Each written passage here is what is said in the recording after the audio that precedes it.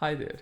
In this video, I'm going to be talking about how creating a workflow structure before building the detail in our Bubble apps is a better technique. If you're new to the channel, my name is Zubair. I run a Bubble agency where we've helped more than 100 plus founders over the past 4 years building startups and SME business toolings for. Now, I'm gonna take the example of an OpenAI Assistant API call. So the OpenAI Assistant API, if you don't know, it's the API that powers ChatGPT. And the API has a nice detailed quick start. First, you have to do this. Then you have to create a thread. Then you add messages to that thread. Then you run the assistant. So it's a whole series of steps that you have to do. Now, if you just I've just listed them down here: create a thread, create a message, get a run, get run status, get run output. One of the patterns that Bubble devs will follow is that they'll just start making these API calls. In this video, I'm going to be talking about how we should not make the API calls first, potentially, and go about it a slightly different way. Now, this comes from a technique known in software engineering called top-down design or stepwise refinement, where you pick a problem and you break it down into, you pick the high-level problem, then break it down into steps, then break it down into further steps if needed. Okay. Now, what does that look like? What we just want to do is use the OpenAI Assistance API and actually just pass a message, get a message back. Okay, fine. Break it down. These steps are already listed here. Create a thread, create a message, create a run, get run status, get run output. There's no harm in initializing the API connector first. But what we can do is that we can create the workflow structure first instead. Now, what I'm interested in most is to create the entire front end and back end structure in Bubble first. Okay, so let's start with a simple, I've got a multi-line input. Okay, what I want to pass to OpenAI. Okay, I've just got this here now. I need the send button, send message. Okay, now I know that I need to create a thread, create a message, create a run, get run status, get run output. What I'm doing here is I'm not gonna be actually creating things here. What I'm gonna do is I'm just gonna create separate custom events, create a thread, okay, whatever parameter I need to pass and whatever I need to return. So I'm going to focus on the things I need to pass and the things that need to come back in the return message. So thread ID perhaps, no, that's like message, create a thread. So when I click start a thread, I'm going to create a thread. So it'll just generate a thread ID anyways. So I'm not passing anything. Maybe the user, that can come later. Okay, so what can it return? It can return a thread ID, okay, and it's of a type text, and that's it. So I've created just the custom event. I've thought about the parameters I'm passing and the return values. Okay, so I can just return data and arbitrary text. This is a thread ID. Okay, that's all I do. I'm just focusing on the overall workflow structure. I'm breaking down the problem. Okay, I'm thinking in steps. I'm not thinking in the detail, the actual API call. So the actual API call is somewhere here. Okay, sometimes we think bottom up, but that's what I'm trying to say. Think top down. Okay, so I'm just creating the custom events and the structure here. I know the next one I need is create a message. Okay, so custom event, create message. Now the parameter I need to pass the thread, and I need to pass the message text itself. So I pass it the thread ID. Okay, and I'm using text here, but you're probably going to be using custom data types for this. Message text. The concept remains the same. When I'm creating a message, I'm sending a thread ID, the message text. The return value is message ID, okay, from OpenAI. Again, these can be custom data types or whatever structure. It's not about the specific OpenAI example. This is just a case of like, how do I structure my workflows first, then add the specific individual API calls. This was something I learned recently from another Bubble expert. I thought I'd make a video explaining it. So create a thread, create a message, create a run. Okay, so for a run, create a run. For a run, I need to pass thread ID, and I need to pass message ID, and then I'll get back the run ID from OpenAI. So thread ID, message ID, run ID, and oh, I think I made a mistake. Oh, 1 second. Return data, arbitrary text. This is a message ID. Okay. I can add a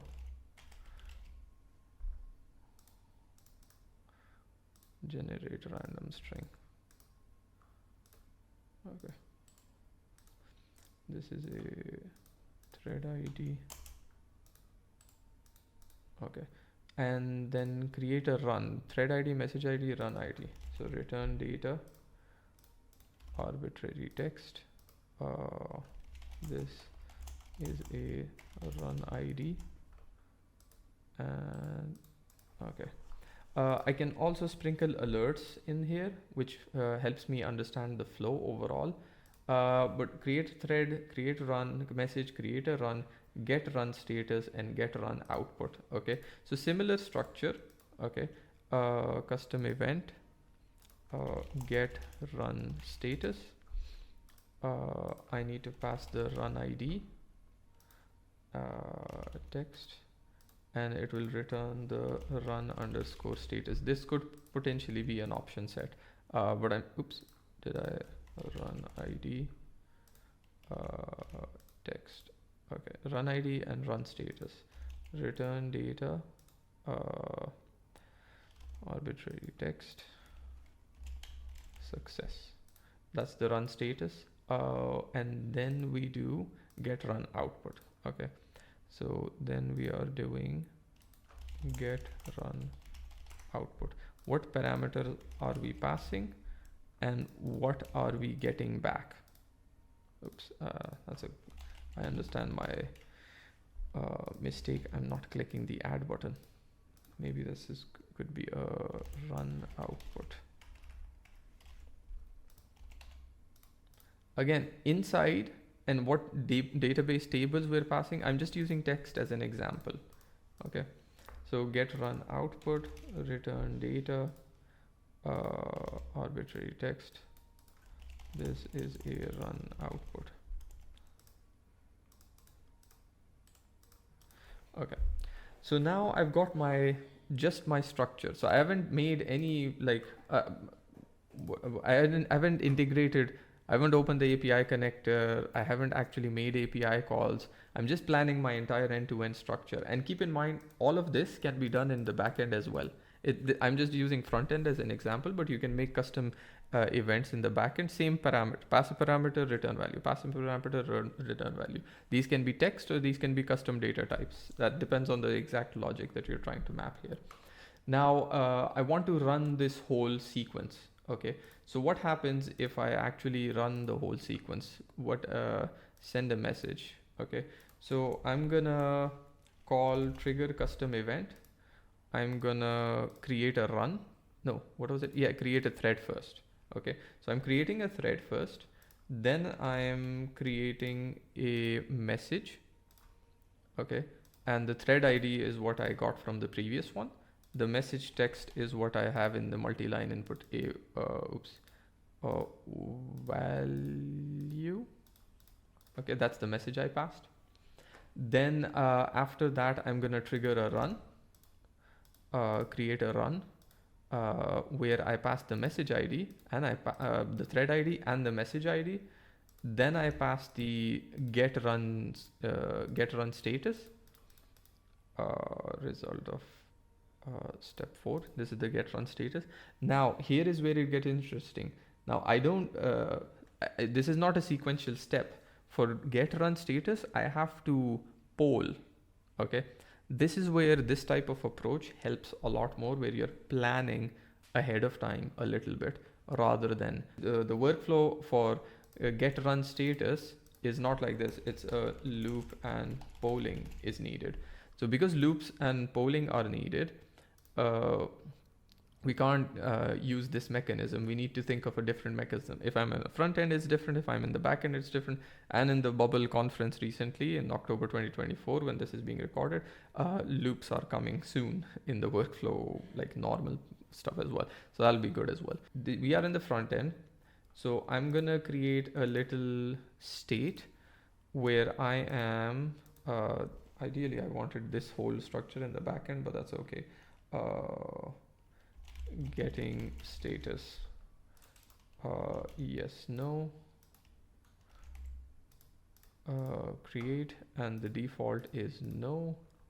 So I'm gonna do every 5 seconds, and only when this page getting status is yes, and then I'm gonna trigger the custom event here.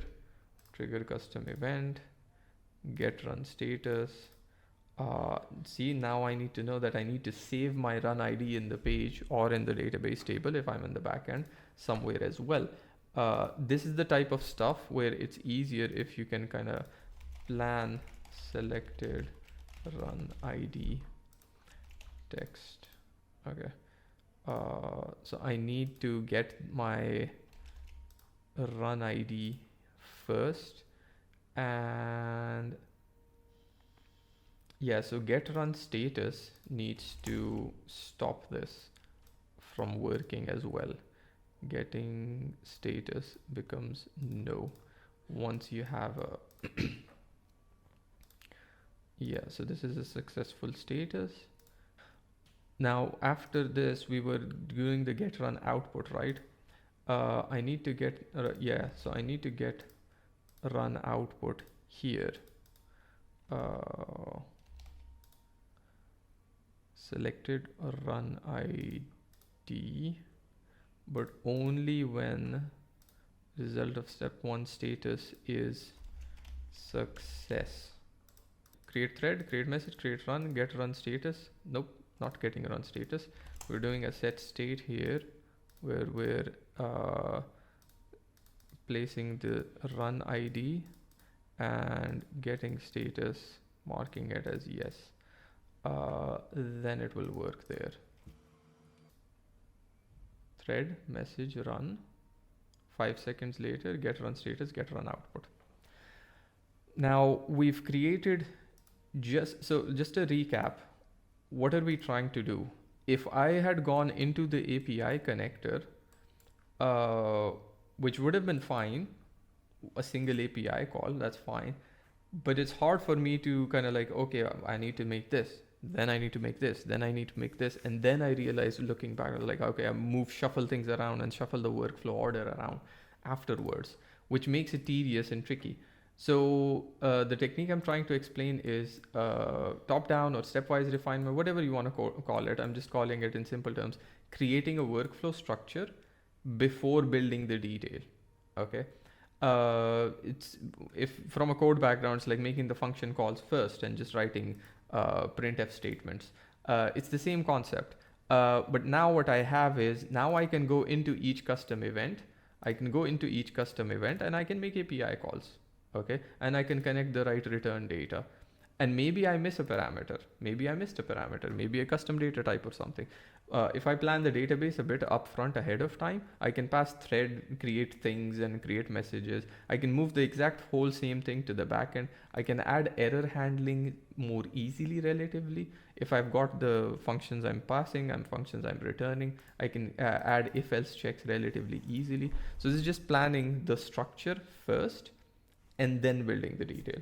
I hope this was useful. If this is still not clear, drop a comment below. I'd love to try and make a follow-on more detailed video on explaining this or answer any questions.